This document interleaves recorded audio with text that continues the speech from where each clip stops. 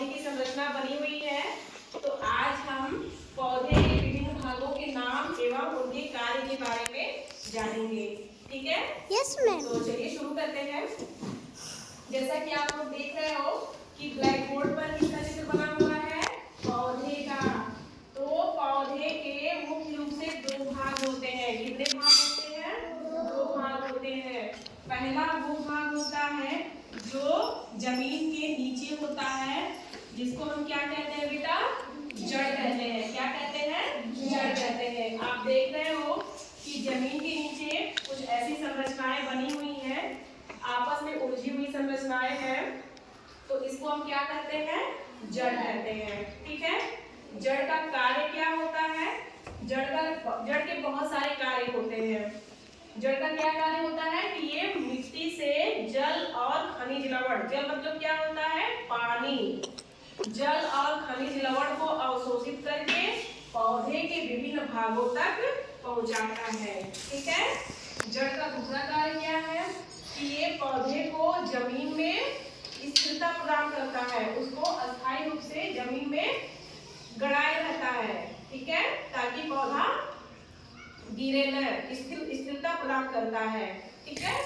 उसके बाद देखिए जमीन के ऊपर का जो भाग होता है उसको हम पौधे का दूसरा भाग कहते हैं। उसमें विभिन्न प्रकार की संरचनाएं होती हैं, जिसमें से आप देख रहे हो कि एक सीधी संरचना जो इस तरह से है, इसको हम क्या कहते हैं? तना कहते हैं। क्या कहते हैं? स्टेम कहते हैं। ठीक है? इसी तने पर विभिन्न प्रकार की संरचनाएं लगी हुई होती हैं। जैसे देखिए इसी तने पर पत्ती लगी हुई है, इसी तने पर क्या लगा हुआ है? कली लगी हुई है।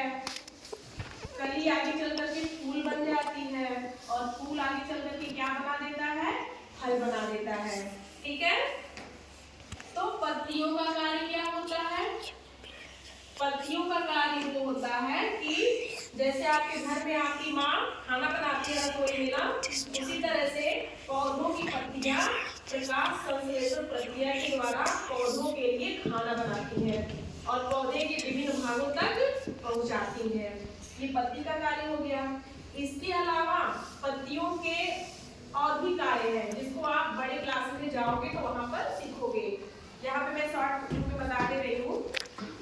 जैसे पत्ती का काम होता है श्वसन, जैसे आप नाक के माध्यम से सांस लेते हो ना, इसी तरह से जो पौधे होते हैं वो अपनी पत्तियों में छोटे छोटे रंध्र होते हैं, उन रंध्रों की सहायता से श्वसन प्रक्रिया के दौरान सांस लेने का काम करते हैं। अगला होता है वाष्पोत्सर्जन। पत्तियों के द्वारा ही पौधे वाष्पोत्सर्जन की क्रिया करते हैं। जब आप बड़े होंगे, आगे क्लासेस में जाओगे तो आप ये सब सीखोगे।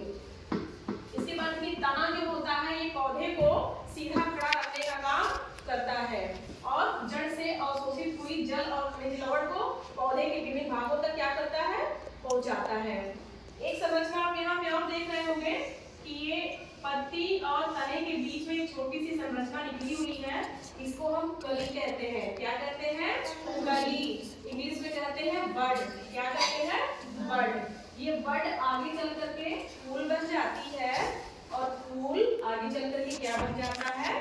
फल बन जाता है। फल का क्या काम होता है? फल के अंदर चूंकि बीज पाए जाते हैं, ठीक है, और वो बीज जब आप वापस जमीन में फिर बोते हो तो फिर से यही संरचना जमीन में उत्पन्न हो जाती है, यानी कि फिर से पौधे का निर्माण हो जाता है। तो अगर कोई पूछे कि पौधे का निर्माण किससे होता है तो आप क्या बताओगे? बीज से होता है। ठीक है? तो बीज को जब आप जमीन के अंदर बो देते हो तो इस प्रकार से नए पौधे का निर्माण फिर से हो जाता है। तो मैंने आपको पौधे के बारे में बता दिया इन शॉर्ट। एक बार मैं और दोहरा दे रही हूँ। पौधे के मुख्य रूप से दो भाग होते हैं।